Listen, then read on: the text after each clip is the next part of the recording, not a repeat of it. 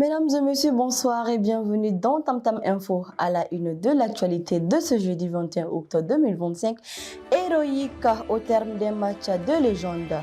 Les Aigles du Mali sont en demi-finale de l'Afro-Basket, une première depuis 1999. Ils affronteront le Sénégal pour une place en finale. Le gouvernement prépare l'avenir. Le Conseil des ministres a adopté un vaste programme d'irrigation pour la souveraineté alimentaire et a annoncé la tenue d'un grand forum national sur la justice. Du football à l'agro-industrie, l'ancien capitaine des Aigles, Seydou Keïta, a investi dans la filière Cézanne avec la signature d'un contrat majeur soutenu par l'État. L'axe Bamako-Ouagadougou se renforce. Le Premier ministre burkinabé a conclu sa visite en célébrant la jeunesse malienne, pilier de l'Alliance des États du Sahel. Ils l'ont fait au terme d'une nuit de légende et des matchs à couper le souffle.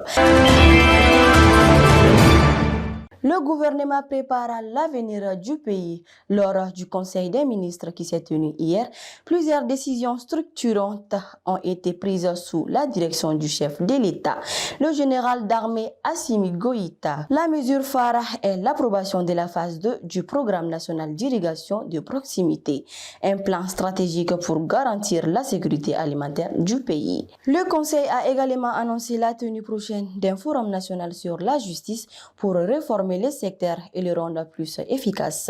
Sur le plan sanitaire, un appel à la vigilance a été lancé face à la hausse des cas de dengue. Enfin, plusieurs autres nominations ont été effectuées, dont celle d'un nouvel ambassadeur au Rwanda.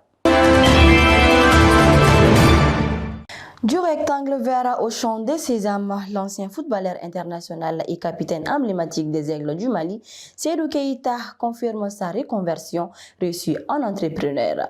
Son usine, la SDA, a signé hier un important contrat d'achat avec l'interprofession de la filière sésame du Mali. La cérémonie s'est déroulée au ministère des Économies et des Finances en présence de plusieurs membres du gouvernement, signe du soutien de l'État à cette initiative qui crée la valeur et des emplois au Mali.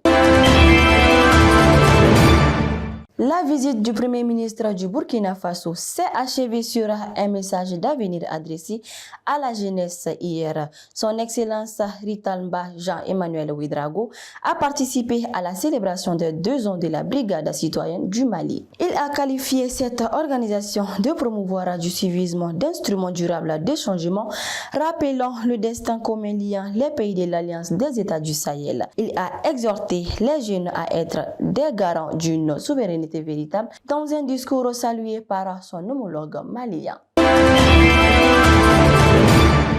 C'est la fin de cette édition. Merci de votre fidélité sur Tam Tam TV.